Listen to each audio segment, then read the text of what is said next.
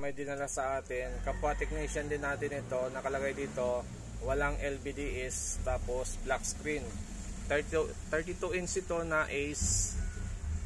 Tapos ito yung kanyang mainboard. So naglagay na tayo ng LVDs dyan. Kaya pala ito walang LVDs dahil yung panel na nakakabit dito ay hindi pang LG or Universal, ano?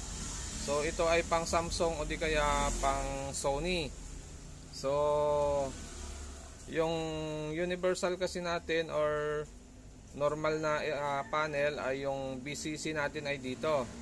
So yung nakakabit dito, yung BCC niya ay dito.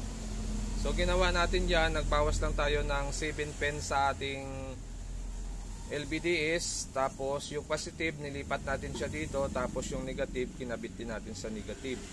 Tapos yan na yung setup natin ngayon. At naging isa pang problema nito, yung kanyang display ay hindi kagandahan. Kaya nag-check pa tayo ng LVDs select niya. So ito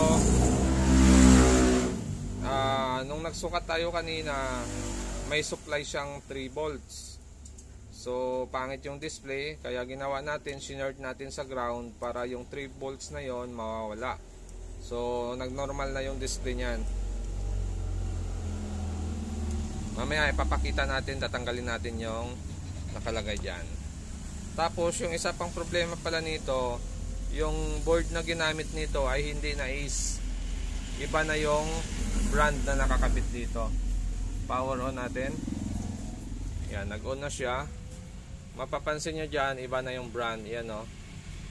Sonic na yung nakakabit. Pero yung unit natin ay Ace. Yan yung pinagkaiba nila.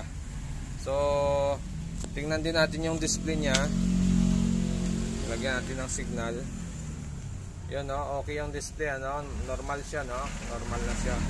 So papakita ko lang sa inyo pag wala, hindi nakakabit yung short dito, naka-open yung circuito dito, titingnan natin yung display niyan.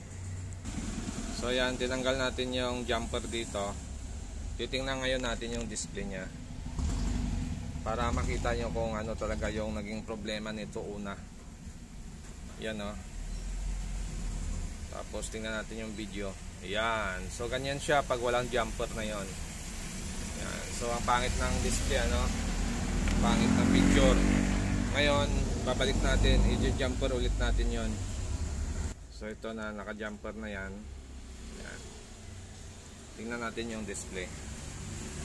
Yan. So normal na yung display nya. So ganun lang ang diskarte dyan. Yan ay yung ating LVDs select. So ito, kung may supply tapos pangit yung display, try nyo i-short sa ground. Tapos pag wala namang supply yan, try nyo siya lagyan ng supply na 3.3 volts or 3 volts. So ganun lang yung function ng LVDs select natin para sa kanyang display. Yan. So ganun lang ginawa natin dito. Naglagay lang tayo ng LVDs, tapos sa mapping, at okay na yung unit. At kung bago lang kayo sa aking channel, huwag kalimutan mag-subscribe sa susunod ulit natin na video.